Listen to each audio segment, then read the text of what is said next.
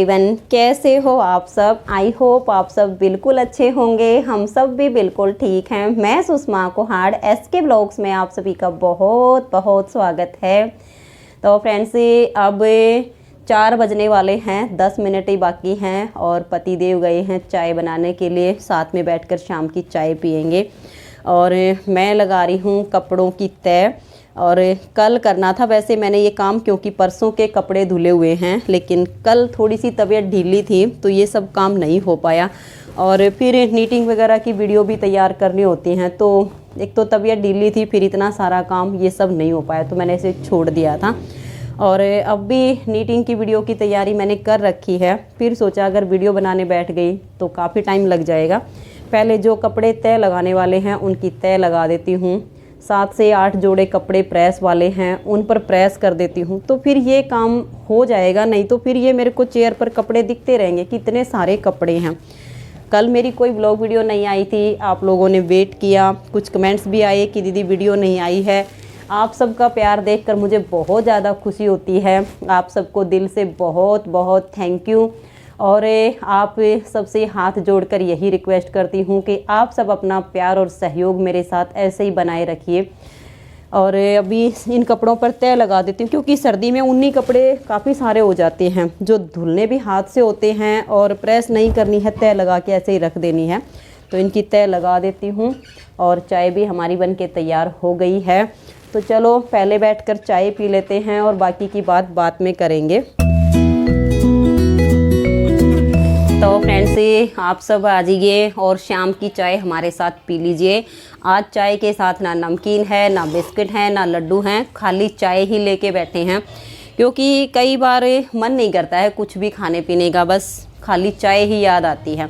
और सही बात तो ये है कि ये चाय भी नहीं पीनी चाहिए, क्योंकि चाय इतनी अच्छी होती नहीं है, लेकिन इसकी हैबिट हो गई है, ये छूटती नहीं है बिल्कुल भी। और इन्होंने तो कई बार कोशिश भी की है कि चाय नहीं पीऊँगा, लेकिन फिर भी पता नहीं मेरे साथ बैठकर पी लेते हैं। लेकिन सुबह की इन्होंने छोड़ दिया चाय पीनी। सुबह तो दूध के साथ लड्डू खा लेते हैं, सुबह की चाय नहीं पीते हैं, सिर्फ शाम की पीते हैं। और गर्मी आएगी तो वैसे मैंने भी थोड़ा सा अंदर से मन ठान लिया है कि गर्मियों में जो मैं अब 3 टाइम चाय पीने लग गई हूँ, इसको छोड़ने की कोशिश करूँगी। सिर्फ सुबह की चाय पीने की कोशिश करूँगी, क्योंकि सुबह तो मैं चाय के बगैर नहीं रह सकती हूँ। ऐसे लगता है जैसे मेरा एनर्जी लेवल गिर गया है, कोई काम ही नहीं होता है। चाय पी लेती हूँ तो थोड़ी सी अंदर से ऊर्जा आ जाती काम करने की। लेकिन शाम की चाय छोड़ने की कोशिश करूँगी। और एक जो इस टाइम में सुबह 10 बजे चाय पीने लग गई हूँ, उसको भी छोड़ूंगी। और भी तो कहोगे लड्डू और दूध जोकन लागे। अब फिर लड्डू और दूध खाए ले पीछे फिर चाय की जरूरत थोड़ी हो है। फिर वही तरी भी मक्का होगा नहीं कोई इनको तीस बात नहीं तो कहोगे तो लड्डू दूध पीला रहे चाय की के जरूरी है। अच्छा नहीं, दूध पी लो, फिर दूध अच्छी चीज है ना। और सबसे बड़ी बात तो ये है कि अगर परमात्मा दे रहा खान पीना है तो खा पी लो, जैसा टाइम हो वैसा काट ले। चाय पियो, चाय मिल रही है, ये भी अच्छी बात है। तो भाई चाय पी लेते हैं, फिर बाकी के जो सारे कपड़े हैं इनकी तय लगा दूंगी। बस थोड़े से बचे तय लगाने वाले तो, और कुर्ते पजामे हैं इनके। मेरे तो जो सूट है उनकी तो मैंने तय ही लगानी है, प्रेस नहीं करनी है, क्योंकि बहुत सारा काम पड़ा है। इतना सारा काम मैनेज करना अकेले को बहुत मुश्किल हो जाता है कि क्या क्या करूं, कहाँ कहाँ पे हाथ लगाऊं, करना अकेले को ही होता है। और अभी ये सब काम करूंगी, फिर नीटिंग की 2 वीडियो शूट करनी है, वहाँ से काम ख़त्म होगा, तब तक किचन का काम शुरू हो जाएगा। 2-2.5 घंटे फिर रात को खाने बनाने में, सब काम करने में लग जाते हैं। फिर रात के टाइम एक आध वीडियो जो बच रही होती है उनको कंप्लीट करना होता है। बस पूरा दिन इसी में चला जाता है। तो चलिए अभी तो चाय पी लेते हैं और फिर बाकी के सब काम हो जाएंगे तो बैठकर थोड़ी सी देर बात करूँगी।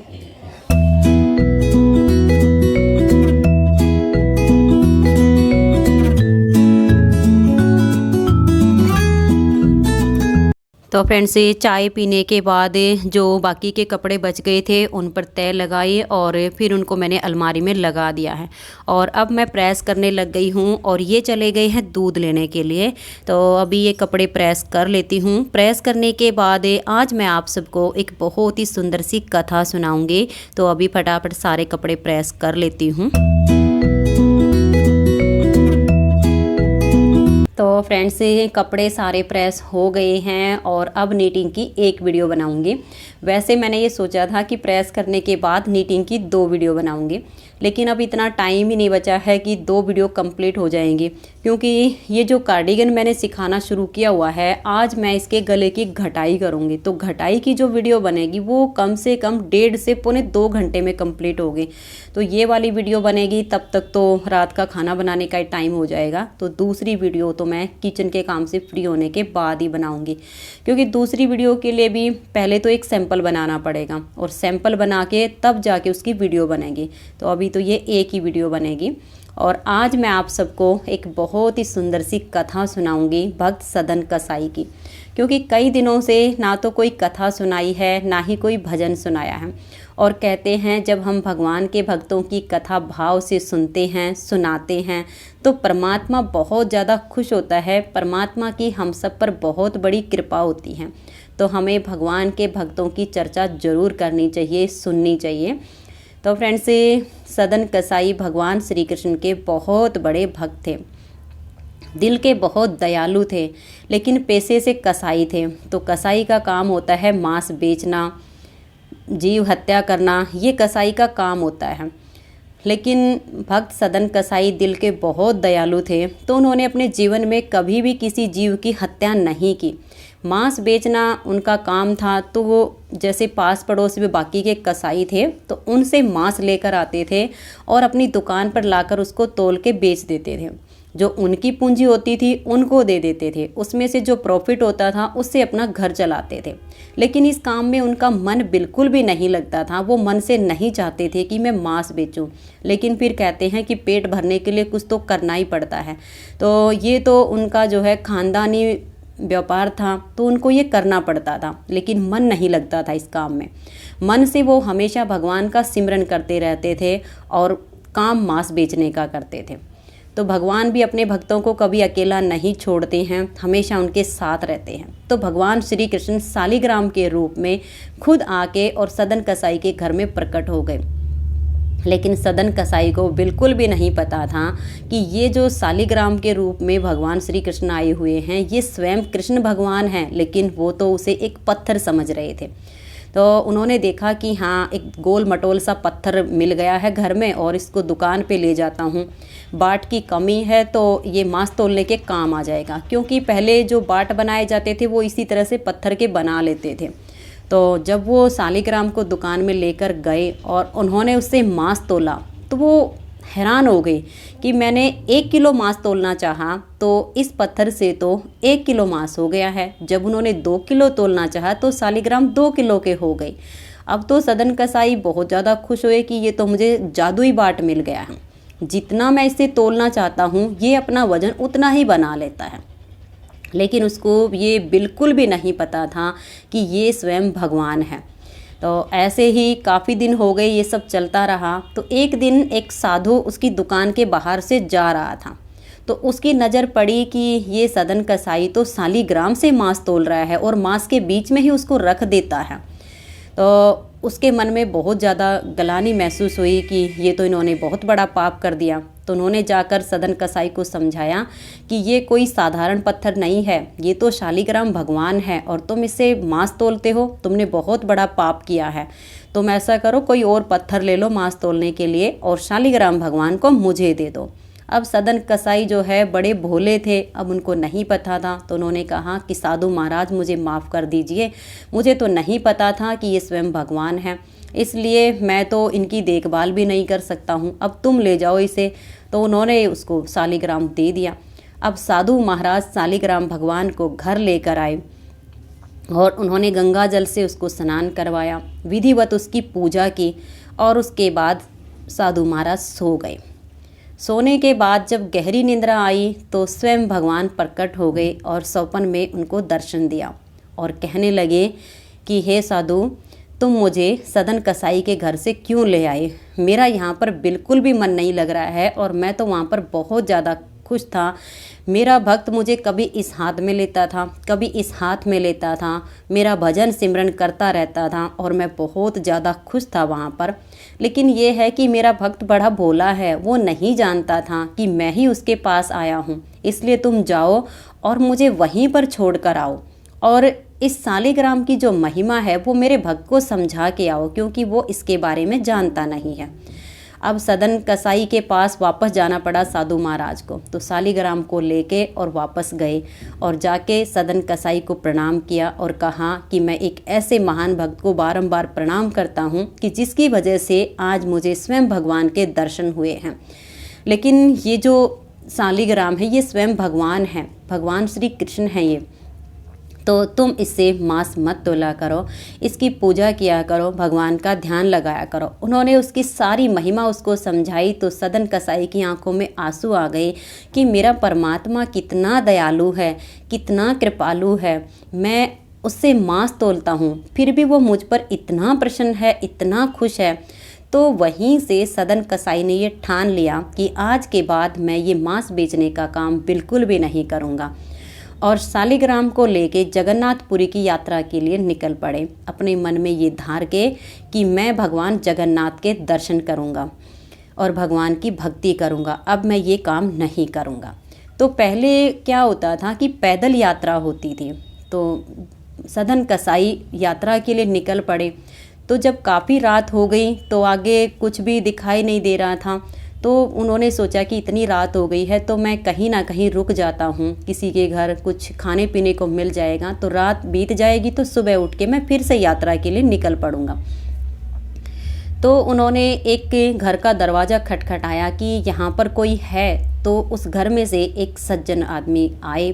उन्होंने कहा कि हाँ, तो उन्होंने कहा कि क्या आज रात मैं आपके घर रुक सकता हूँ। तो उस आदमी ने कहा कि आप तो मुझे भले आदमी लगते हो, भगवान के भक्त लगते हो, क्योंकि उन्होंने उसके हाथों में शालिग्राम को देखा तो उन्होंने कहा भगवान के भक्त लगते हो। तो उन्होंने कहा कि मैं भगवान जगन्नाथ के दर्शन करने के लिए जा रहा हूँ, रात हो गई है तो आज की रात क्या मैं यहाँ पर रुक सकता हूँ। तो घर में 2 मियाँ बीबी थे, तो उसकी पत्नी भी बाहर आ गई। उन्होंने कहा कि हाँ, आज रात आप यहाँ पर रुक सकते हो, भोजन भी आपको मिल जाएगा। तो उस देवी ने उसको भोजन करवाया और भोजन करने के बाद सब सो गए। जब बिल्कुल आधी रात गुजरी तो वो औरत जो थी वो मन की दुष्ट थी, देखने में वो सही लगती थी लेकिन मन में उसके पाप आ गया, क्योंकि सदन कसाई जो थे वो रंग रूप के बहुत ही सुंदर थे, तो वो उसके रूप पे मोहित हो गई। तो उन्होंने कहा कि मैं अपने पति को छोड़ दूंगी, तुम मेरे साथ संबंध बनाओ। तो उन्होंने कहा कि तुम्हें इस तरह की बात भी नहीं करनी चाहिए, पाप लगता है, और मैं तो भगवान का भक्त हूँ। हाथ जोड़ के कहने लगा कि मुझे तो माफ़ी कर दो। अब उस औरत को लगा कि शायद ये मेरे पति को देख के डर रहा है, वरना ये जवान है और इसको मेरे साथ संबंध बनाने में प्रॉब्लम क्या है। तो उन्होंने तलवार उठाई और अपने पति का सर काट दिया और फिर कहने लगी कि अब तो जो बाधा थी, मेरे पति थे, मैंने उसका वध कर दिया है, उसका कत्ल कर दिया है, अब तुम मेरे साथ खुशी खुशी रह सकते हो और मुझे अपनी पत्नी के रूप में स्वीकार कर सकते हो। तब तो सदन कसाई ने कहा कि हे दुष्ट औरत, तुमने खुद अपने पति की हत्या कर दी, तुम तो एक पापिन हो, मैं तो एक पल के लिए भी तुम्हारे घर में नहीं रुक सकता हूँ, मैं तो जा रहा हूँ रात को ही अपने भगवान के दर्शन करने के लिए। अब वो औरत भी कुछ कम नहीं थी, बहुत ही ज़्यादा दुष्ट थी, चालाक थी। तो उसने कहा कि अब मैं शोर मचाऊंगी और गांव वालों को इकट्ठा करूंगी कि तुमने मेरे पति की हत्या कर दी है और मेरे साथ तुमने गलत काम किया है। अब वो चिल्लाने लगी तो गांव के जो लोग थे वो इकट्ठे हो गए। तो उन्होंने कहा कि इन्होंने मेरे पति की हत्या कर दी है, तलवार से सर काट दिया है और इन्होंने मेरे साथ भी गलत काम करने की कोशिश की है। अब गांव वालों के सामने तो सबूत था, उसके पति की हत्या हो चुकी थी, उसका सर कट चुका था, तो उसको उठा के ले गए और राजा के सामने उसको पेश कर दिया। अब राजा ने उससे पूछा कि क्या तुमने इस आदमी का कत्ल किया है। तो सदन कसाई ने सोचा कि ये मेरे प्रभु की लीला है और जब प्रभु लीला कर रहे हैं तो बीच में मैं क्यों बोलूं, जब वो परमात्मा ही मुझे यहाँ तक लेकर आया है, ये सारी लीलाएं उस भगवान की हैं, इसलिए जो उसका न्याय होगा वो अच्छा ही होगा। और वो चुपचाप खड़ा रहा, कुछ भी नहीं बोला। जब उसने कोई जवाब ही नहीं दिया तो राजा ने आदेश दिया कि इसके दोनों हाथ यहाँ से काट दिए जाएं, क्योंकि इन्हीं हाथों से इसने उस आदमी का सिर काटा है, तो इसके दोनों हाथ काट दिए जाएं। अब उन्होंने अपने सेवकों को बुलाया और उसके दोनों हाथ यहाँ से काट दिए। काटने के बाद उसके हाथों से खून बह रहा है और सदन कसाई कुछ भी नहीं बोले और चुपचाप वहाँ से जगन्नाथपुरी के लिए निकल गए। जब वो जगन्नाथपुरी के लिए निकले, वहाँ पर पहुँचने ही वाले थे तो जो मंदिर का पुजारी था, प्रकट होकर भगवान ने उसको दर्शन दिया और कहा कि मेरा भक्त आ रहा है सदन कसाई, और वो बहुत ज़्यादा थक चुका है, अब और ज़्यादा उससे पैदल चला नहीं जाता है, इसलिए उसके लिए एक पालकी मंगवाइए और उसके लिए पालकी भिजवाइए, मेरे भक्त को पालकी में बिठा कर लेकर आइए।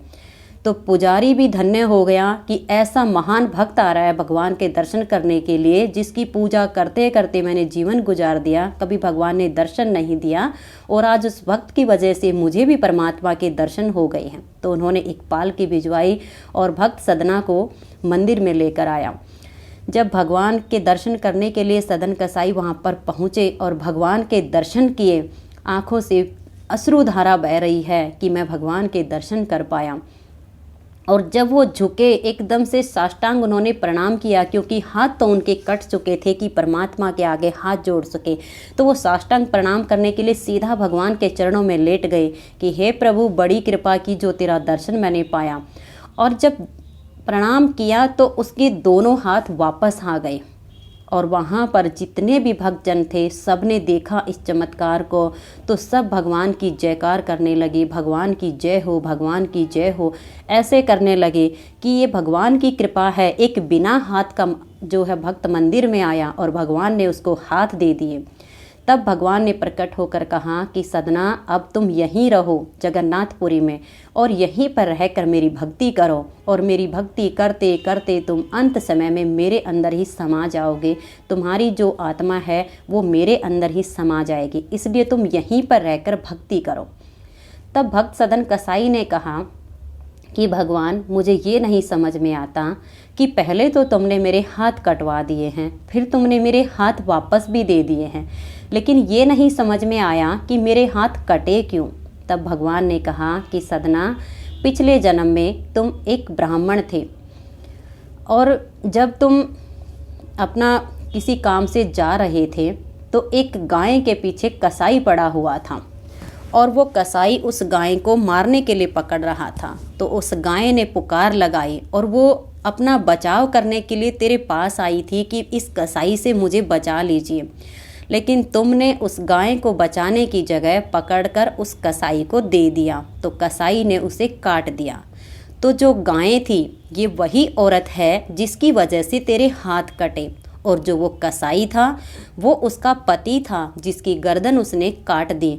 तो उस जन्म का बदला लेने के लिए वो गाय इस जन्म में उस आदमी की पत्नी बनकर आई। तो वो कसाई होने के कारण उसने उसका गला काट दिया, तो उसका पिछले जन्म का बदला पूरा हुआ। तुमने गाय को पकड़कर कसाई को सौंप दिया था, इन्हीं हाथों से तुमने गाय को सौंपा था, तो इसी वजह से, उसी औरत की वजह से, उसी गाय माता की वजह से तुम्हारे हाथ कटे थे। तो तुम्हारा जो पिछले जन्म का पाप था वो इस जन्म में तुम्हें भोगना पड़ा है। तब सदन कसाई ने हाथ जोड़कर कहा कि हे परमपिता, हे दयालु, तू कितना कृपालु है कि मेरे सारे पाप कर्म आज तुमने सारे के सारे ही नष्ट कर दिए हैं, सारे के सारे ही धो दिए हैं, मुझे पाप मुक्त बना दिया है। हे परमात्मा, मुझ पर ऐसी कृपा करना कि मैं अपने जीवन में कभी कोई दूसरा पाप ना करूं, हमेशा तेरी भक्ति करूं और तेरी भक्ति करते करते मैं तेरे अंदर ही समा जाऊं। तब भगवान ने कहा कि ऐसा ही होगा, तुम मेरी भक्ति करो, जगन्नाथपुरी में ही रहो, मेरी भक्ति करो और अंत समय में तुम मुझे ही पाओगे। तो फ्रेंड्स, ऐसे भक्त वत्सल जो हमारे भगवान हैं, जो परमपिता परमात्मा हैं, तो उसके चरणों में बारंबार प्रणाम करती हूँ, बारंबार प्रणाम करती हूँ, बारंबार प्रणाम करती हूँ, क्योंकि भगवान को एक बार नहीं 3 बार प्रणाम करना चाहिए। और जब हम भगवान को नित्य नियम से प्रणाम करते हैं तो परमात्मा हमारी पुकार जरूर सुनते हैं। तो फ्रेंड्स, आज की ये कथा आप सबको कैसी लगी और ऐसे भक्त की कथा सुनने से मन में एक भाव पैदा होता है कि हमें भी परमात्मा की भक्ति करनी चाहिए, हमें भी परमात्मा का नाम लेना चाहिए, उसको कभी भूलना नहीं चाहिए। तो फ्रेंड्स, आज की ये कथा आप सबको कैसी लगी, आप सब मुझे कमेंट्स करके ज़रूर बताइए। वीडियो अच्छी लगी हो तो वीडियो को शेयर ज़रूर कर दीजिए, लाइक ज़रूर कर दीजिए। तो मिलते हैं नेक्स्ट वीडियो में, तब तक के लिए राधा स्वामी, राधे राधे, जय श्री राधे। और फ्रेंड्स, कथा सुनाते टाइम अगर कोई गलती हो गई हो तो दिल से माफ़ी चाहती हूँ, क्योंकि ना तो मैं कोई वक्ता हूँ, ना ही मैं कोई कथावाचक हूँ। आप सबके जैसी ही मैं आप सबकी बहन हूँ। अगर कुछ मिस्टेक हो गई हो तो मुझे माफ़ कर दीजिएगा। तो मिलते हैं एक अच्छी सी वीडियो के साथ, तब तक के लिए आप सभी को मेरा प्यार भरा नमस्कार। Bye bye.